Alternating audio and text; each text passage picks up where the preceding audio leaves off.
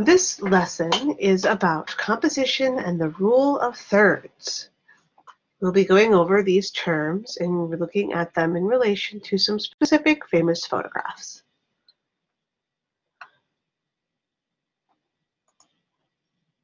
The term composition has to do with the way that images are arranged, or things are arranged, the subjects, are arranged within the photographic frame. This can have to do with the way that specific subjects are relating to each other. It can also have to do with the way a subject is put within the frame of the photograph. It's both things. It's how the different subjects interact with each other and interact with the picture plane. So in this case, we've got some interesting composition in both cases.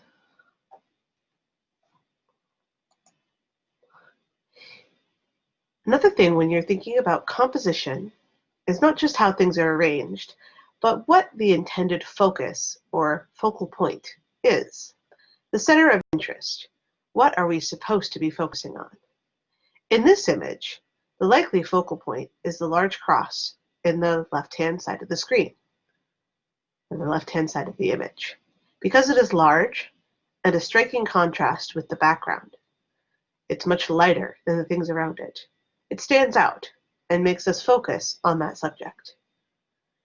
And from there, we might see other similar subjects and be able to create context within the image that maybe makes more connections than not having that focal point would do.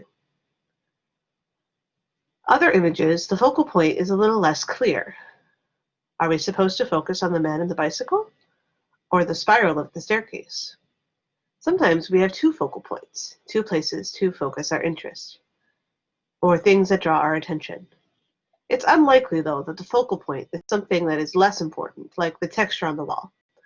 More than likely, it's a major subject or something that catches your eye with strong contrast, that is, darks and lights, very different from each other. How do we create a focal point? Well, and how do we create an interesting focal point?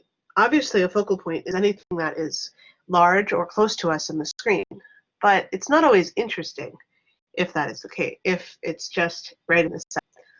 We use the rule of thirds in photography to create interesting focal points, to create dynamic images and not static or boring ones.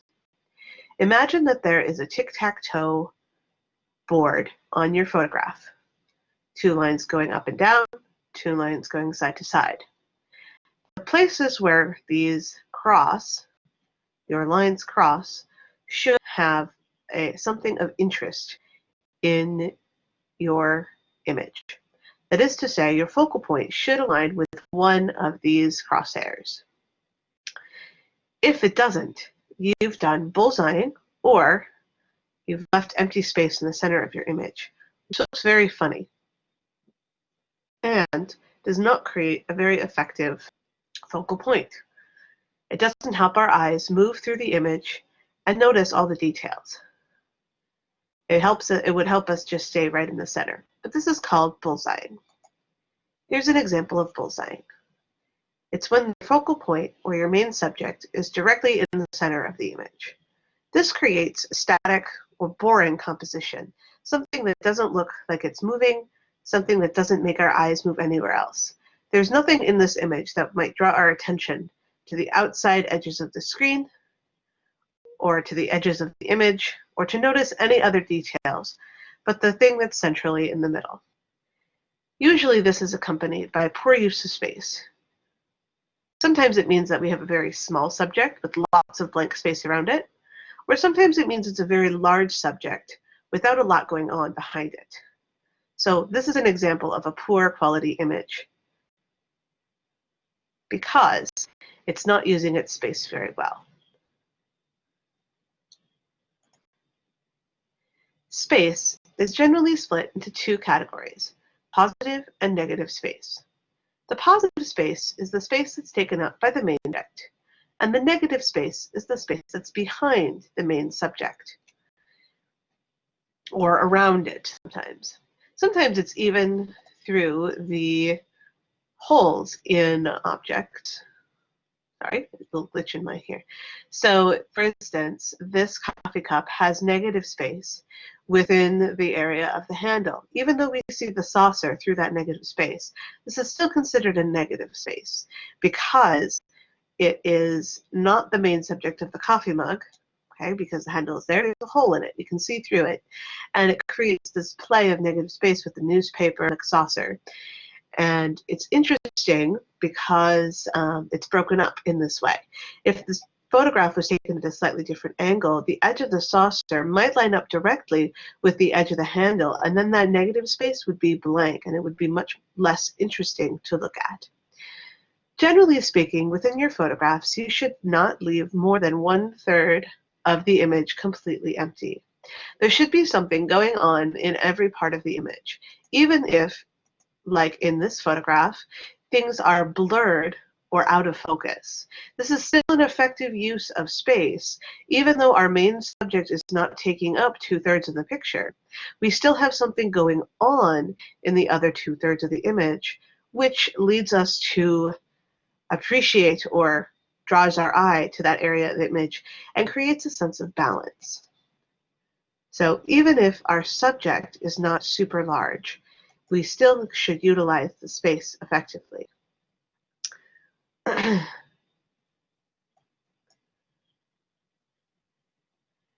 Let's apply some of these concepts to some famous photographs. This is Jacob Riis, Young Boys Asleep in the Street.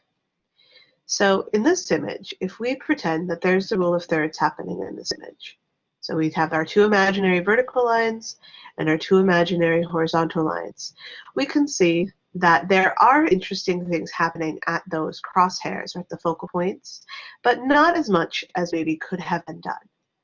If we had been at a slightly different angle, this image might be more dynamic. This one really shows a strong sense of bullseyeing because our subjects are directly in the center, and we don't have anything drawing our eye off to the edge. And there's a lot of blank space in this image that's not really drawing our eye anywhere else but looking at the center. Sometimes this method of bullseyeing is effective. In this case, it is to show kind of how desolate these boys are and how little resources they probably have. But modern photography has taken on a different approach and generally likes to have the rule of thirds applied in most cases for most effective imagery. So James Nashwe, his image of Rwanda from 1994, shows the subject matter or a victim of the Rwanda massacre from that time. So you can see if we apply the rule of thirds to this image, that is to say those crosshairs, our main subject definitely is falling within the crosshairs of the image. He is in kind of that third space rather than directly in the center. And there's something interesting happening. In addition to the expression on his face drawing our attention off the screen, we do have some blank space and his negative space behind him, but he's large enough on the screen that it doesn't affect us as far as being able to follow his gaze and pay attention to the details of some of the things that are so vivid in this imagery. In addition, we do have other information off to the side that does sort of complete the image and creates a full and rounded whole.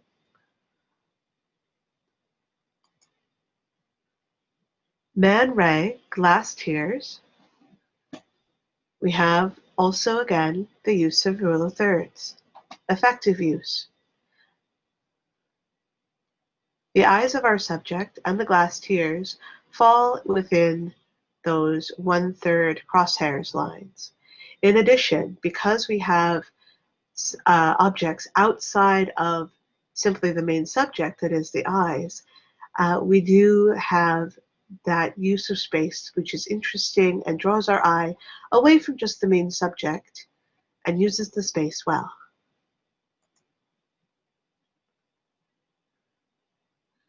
Gaslight.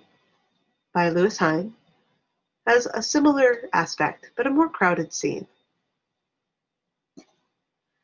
Our action, or our sense of dynamic, is around a central pool table, but the things that are happening, the action is around the pool table. So we wouldn't say this has a bullseyeing effect, even though our main object is in the center.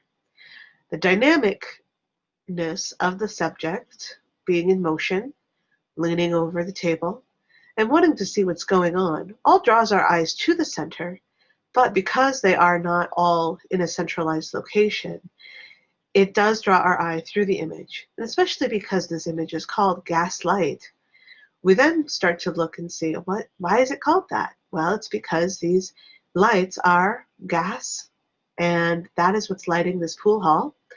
Not an electric light, they didn't have those yet at this time.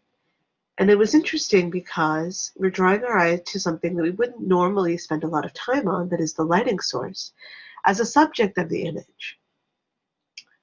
So sometimes even a title can make sure that we pay attention to the small details that we don't necessarily notice.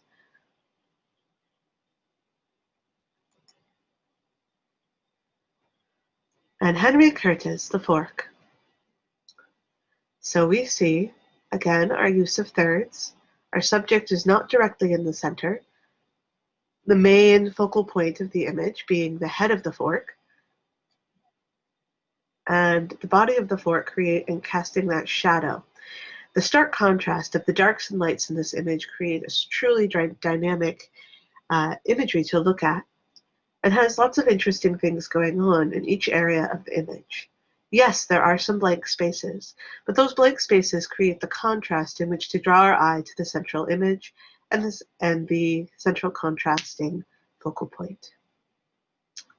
I hope this explanation has kind of helped to make sense of why we would use the rule of thirds to help create dynamic imagery, as well as understanding that we're both looking for the use of a grid pattern, putting our main focus on one of the crosshairs, as well as not leaving more than 1/3 of the image blank or unused.